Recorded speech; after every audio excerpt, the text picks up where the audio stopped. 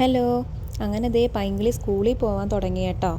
ഇവിടെ സത്യം പറഞ്ഞാൽ ഇപ്പം വെക്കേഷൻ ടൈമാണ്. സെപ്റ്റംബർ ടു ജൂൺ ആണ് ഇവിടെ സ്കൂൾ ടൈം.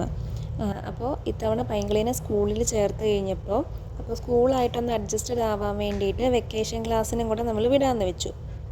അപ്പോൾ ഇപ്പം നടക്കുന്നത് ശരിക്കും പറഞ്ഞാൽ വെക്കേഷൻ ക്ലാസ് ആണേ. രാവിലെ 7 മണിയാകുമ്പോൾ സ്കൂൾ ബസ് വരും കേട്ടോ. ഇത്രയും ദിവസം 10 മണി വരെ കിടന്നുറങ്ങിക്കൊണ്ടിരുന്ന പൈങ്കിളി പെട്ടെന്ന് 6 മണിയായപ്പോൾ എഴുന്നേറ്റിട്ട് ഉറക്കം അങ്ങ് തീരുന്നില്ലായിരുന്നേ. ഇതിപ്പോൾ സെക്കൻഡ് ഡേ ആണ് കേട്ടോ സ്കൂളിൽ പോകുന്നത്. ഫസ്റ്റ് ഡേ നമ്മൾ സ്കൂളിൽ കൊണ്ടുവിടണമായിരുന്നു. ഇപ്പോൾ സെക്കൻഡ് ഡേ തൊട്ട് സ്കൂൾ ബസ്സൊക്കെ ഉണ്ട്.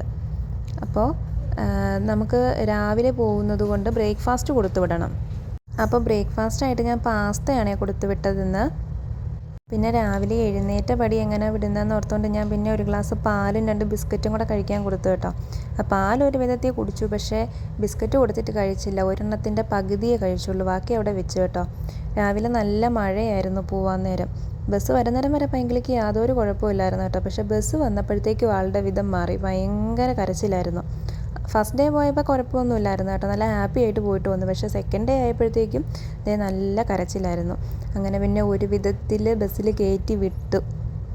പക്ഷേ ബസ്സിൽ കയറുന്നത്രയും നേരമുള്ള കരച്ചിലേ ഉണ്ടായിരുന്നുള്ളൂ കേട്ടോ. ബസ് അങ്ങ് എടുത്തു കഴിഞ്ഞപ്പോഴത്തേക്കും ആൾ ഓക്കെ ആയി, പിന്നെ കരച്ചിലൊക്കെ നിർത്തി.